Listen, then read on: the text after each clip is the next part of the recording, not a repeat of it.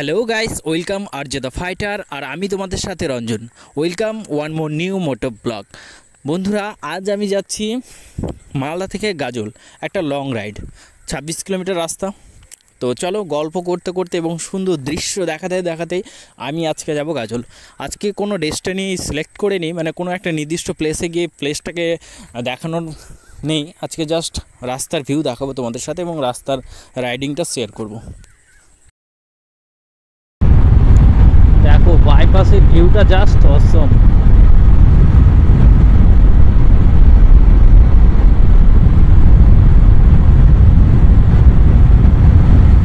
Just অসম।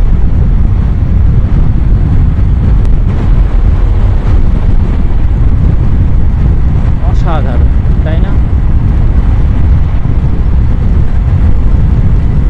এরকম রাস্তা পেলে না রাইডিং করে একদম মানে মন শান্তি হয়ে যায়। কারণ ভিড়, গ্যাঞ্জাম, জ্যাম, এগুলোতে ট্রাফিক সিগন্যাল, এগুলোতে প্রচণ্ড প্রবলেম হয় রাইডিং করা। বাট যখন আমরা পেয়ে যাই হচ্ছে বাইপাস, এরকম ন্যাশনাল, তখন শান্তি। এই সমস্ত জায়গায় রাত্রে একবার রাইডিং করার খুব ইচ্ছা আছে, কারণ রাত্রের ভিউটাও হয়তো সুন্দর লাগবে, কারণ লাইট আছে উপরে, রাস্তার উপরে, আর সুন্দর অন্ধকারের মধ্যে হালকা লাইটও জাস্ট অসম হবে। চেষ্টা করবো একবার রাত্রে রাইড করার।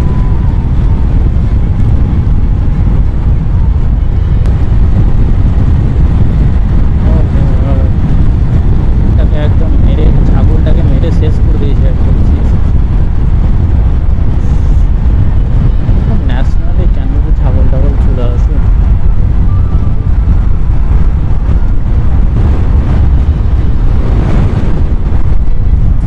এই ভিউ পয়েন্ট দেখে আমার একটা কথা মনে পড়ছে। ভিউ পয়েন্ট বলতে এই যে রাস্তার দৃশ্য, মানে এত সুন্দর লাগছে, মনোরম পরিবেশ, যা বুঝতে পারছো তোমরা, ফিল করতে পারছো। তো একটা কথা আছে হিন্দিতে, সফর মে জো মজা হ্যাঁ ও মঞ্জিল পে নেই। কথাটা একদম সত্য। কারণ যখন আমরা রাইডিং করছি তো এত শান্তি, মানে এত মজা লাগছে, এত আনন্দ উপভোগ হচ্ছে, কি বলবো। এই সুন্দর দৃশ্য চারি সাইডের এবং নিজের রাইডের মজাটা একটা আলাদাই ফিল নিয়ে আসে। তাই সত্যিই কথাটা যে সফর মে জো মজা হে ও মঞ্জিল পে। কারণ আমরা যখন গন্তব্যস্থলে পৌঁছে যাই তখন কিন্তু সেই মজাটা, সেই ফিলটা আর পায় না, যেটা আমরা রাইডিং করার সময়। তো বন্ধুরা, আমি তোমাদের সামনে উপস্থাপন করছি আজকের লং ট্রিপ, লং রাইড, যদিও বেশি লং নয়, মালদা থেকে গাজল এইটুকটাই যাব। তো রাস্তাটা অনেক 25-26 কিলোমিটার রাস্তা। তো সুন্দর সুন্দর দৃশ্য এবং রাইডিংয়ের মজা আমি তোমাদের সাথে শেয়ার করছি। তো যারা যারা RJ the fighter Facebook page থেকে দেখছো তারা পেজটিকে অবশ্যই ফলো করবে, আর যারা ইউটিউব থেকে দেখছো প্লিজ তোমরা চ্যানেলটিকে অবশ্যই সাবস্ক্রাইব করবে।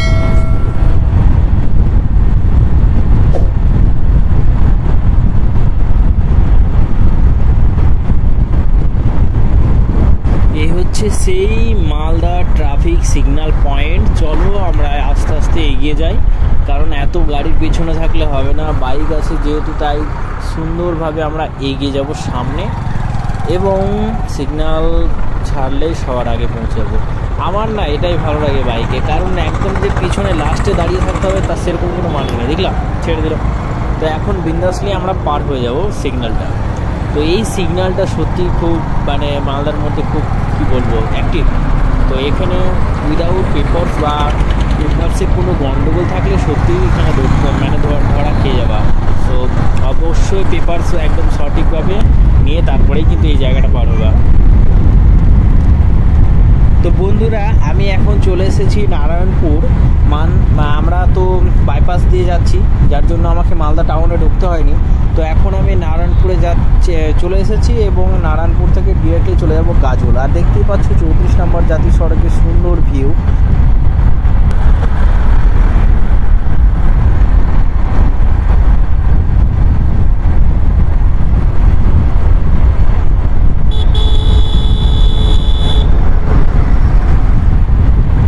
এই দুই গাড়ির মধ্যে দিয়ে যে আসলাম না, যা ভয় লাগে আমার, কি বলবো, যদি একবার চেপে দেয় না একদম শেষ। তো চলো, পার হয়ে গেছে। আর এই সামনে আছে একটা হোয়াইট কালারের পার্সোনাল কার।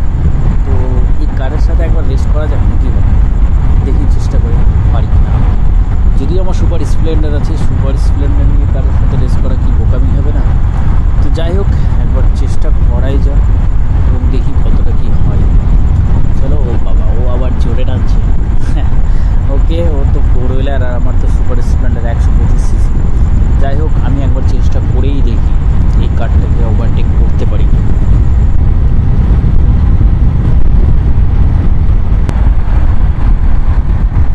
নারায়ণপুরের এই ওভারব্রিজ, ফ্লাইওভারটা দিয়ে যাওয়ার আমার খুব ইচ্ছে ছিল, কারণ এটা রানিং হওয়ার পর আমার যাওয়া হয়নি। স্কেপ করতে অসম, ওয়াও, জাস্ট অসম। এরকম রাস্তা না হলে না রাইডিং করে মজা নেই। যখন বাইকার সুপার স্প্লেন্ডার নিয়ে 4 হুইলারকে পিছিয়ে দেয়, তখন 4 হুইলারের যা কষ্ট হয় বলার মতো না। গাইস, ফাইনালি 4 হুইলারটাকে আমি ওভারটেক করেই ফেলেছি। তো দেখা যাক কত দূর যেতে পারি। আমাদের 24 নম্বর জাতীয় সড়কের ভিউটা এত সুন্দর হয় যে ভাষায় ব্যক্ত করা যায় না।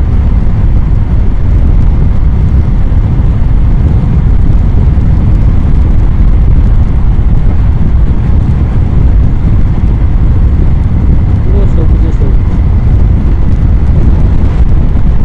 ওই যে দেখো, যে কারটাকে আমি ওভারটেক করে এসেছি, এখন সে আমাকে ওভারটেক করার জন্য পাগল হয়ে গেছে। তো অবশ্যই সে ওভারটেক করে যেতে পারবে, কারণ আমার সুপার স্প্লেন্ডার এর একটা নির্দিষ্ট গতি রয়েছে, তার উপরে তার উঠবে না। কিন্তু এই নয় যে আমি রেসিংয়ের জন্য ওভারটেক করলাম। কারটা কিন্তু আমার পিছন ছাড়ছে না বন্ধুরা, এত স্পিডে আসছে কি বলবো। আমার গাড়ি চলছে 70-90, তবুও আমি চেষ্টা করছি আগানোর। দেখা যাক কী হয়। 4 হুইলার তো ভাই আমার পিছনেই নিয়ে নিয়েছে একদম। ওকে, চলো, আমি সুপার স্প্লেন্ডার নিয়ে চেষ্টা করছি।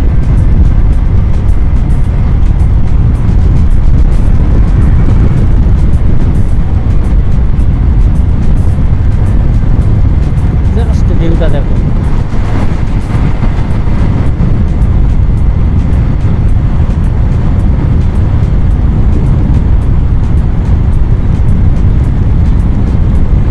परदेसी ढाबा।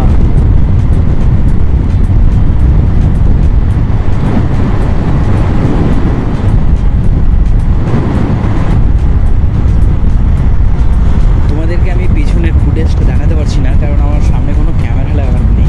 নাহলে বুঝতে পারতে ওই গাড়িটা, মানে 4 হুইলারটা আমার ঠিক কতটা পাশ দিয়ে যাচ্ছে, কতটা কাছে আছে।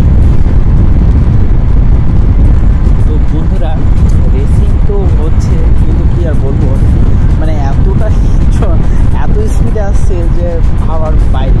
তো আমিও চেষ্টা করছি আমার 125 সিসি নিয়ে সেটাকে কভার করার, বাট জানি না সেসব দিক কী হবে। বাট আমার ফিউল প্রায় শেষ হয়ে এসছে। আমার ইন্ডিকেটর যা দেখাচ্ছে আমাকে কিন্তু এখনই ফিউল নিতে হবে।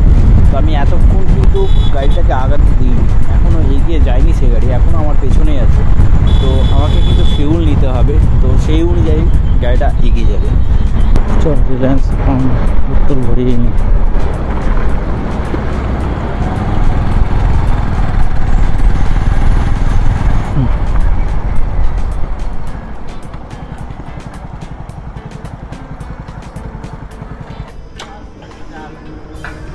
দুশো কুড়ি।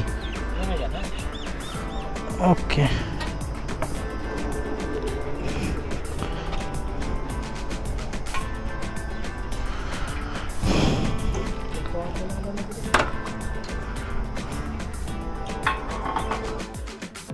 প্রচণ্ড রোদ্রের তাপ, সিট পুরো গরম হয়ে গেছে, তাই আমি দেখে একটু ঠান্ডা জল নিয়ে সিটে দিয়ে দিলাম। কারণ যা রোদ্রের টেম্পারেচার কি বলবো, একদম পুরো পুড়ে যাচ্ছে আর কি, বুঝতেই পারছো তোমরা। চলো, আমার পেট্রোল নেওয়া হয়ে গেছে, এবার পুরো শান্তি, আর কোনো চাপ নেই। কিন্তু এই যে 4 হুইলারটা ছিল সেটাকে কিন্তু আমি এগোতে দিয়েছিলাম না, যতটা পেরেছি চেষ্টা করেছি তার সাথে রেসিং করার, এবং সে পেছনেই ছিল। তো ভালো লাগছে, যদিও 125 সিসি নিয়ে ওকে পিছিয়ে দিয়েছে। হয়তো ড্রাইভারটা সেরকমভাবে স্পিড চালিয়ে যায়নি, নাহলে আমাকে তো কবে পিছিয়ে দিত, কারণ 125 সিসি নিয়ে কখনো এত 4 হুইলারের সাথে যুদ্ধ করা সম্ভব নয়। আলমপুর আজকে হাট। ও দাদু, দাদু আর রাস্তা দেখেন।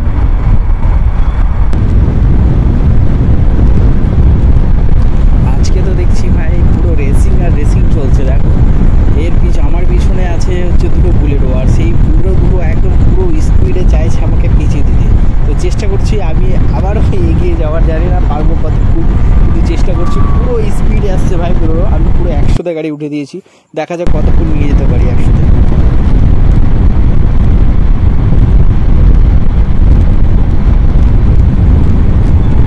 বন্ধুরা আমি 100তে তুলে দিয়েছি, কিন্তু এর উপরে এখন উঠাতে পারছি না। বুলেরো চলে আসছে, একদম পুরো ক্রস করে গেল, কারণ বুলেরোর হাই পিক আপ, বুঝলাম, দুটোই ক্রস করে চলে গেল আমার। কারণ 100তে আমি গাড়ি চালাচ্ছি, এই যে দেখো দ্বিতীয়টা, আর ওরা প্লাস 120-30 এরকমই চলছে। তো আমার তো 140 হাই স্পিডই আছে। তো আমি চাইছি না আগে একটা দুর্ঘটনা ঘটে যাবে, বেশি স্পিডে নিয়ে গেছি। চলো, কোনো ব্যাপার না।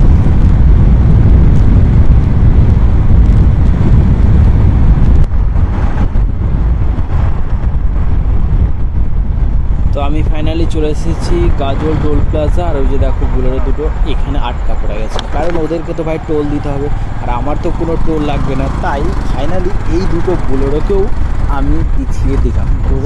যেই কারণবশতই হোক পিছিয়ে দিয়েছি। তো ওই গাড়িটা আমি ফিউল না নিলে ওটাও এগিয়ে যেত না, আর এখানে বুলেরো দুটো এখানে না থামলে আমিও এগোতে পারতাম না। চলো, এরকম হয়ে থাকে, আর এটাই তো মজা। কিন্তু এই মজাটাও খুব সেফলি, নাহলে বিশাল বড় সাজা হয়ে যাবে।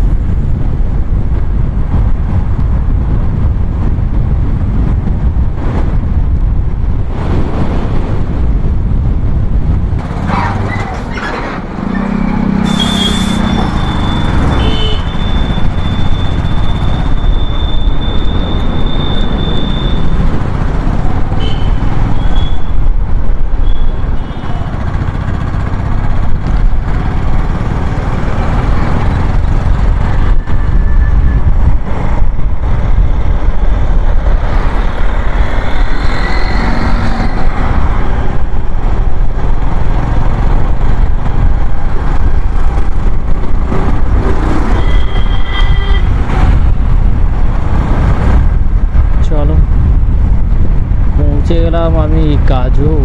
এবার হচ্ছে হোটেল আহার।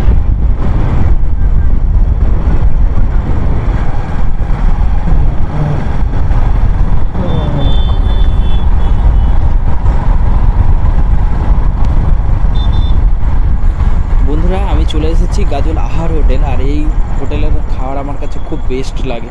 2020 লাস্ট খেয়েছি, আর আজকে প্রথম। তো যাই হোক, কোনো কারণবশত আর আসা হয়নি। তো খাওয়ার ভিডিও আমি করতে পারি না ঠিক, তার জন্য এটাও করছি না, জাস্ট এন্ট্রি নিচ্ছি, এটুকুটা তোমাদের সাথে শেয়ার করলাম। Thank you. আর যারা যারা নতুন তারা অবশ্যই চ্যানেলটিকে সাবস্ক্রাইব করবে, আর ভিডিওগুলো লাইক শেয়ার কমেন্ট অবশ্যই করবে। ধন্যবাদ সবাইকে।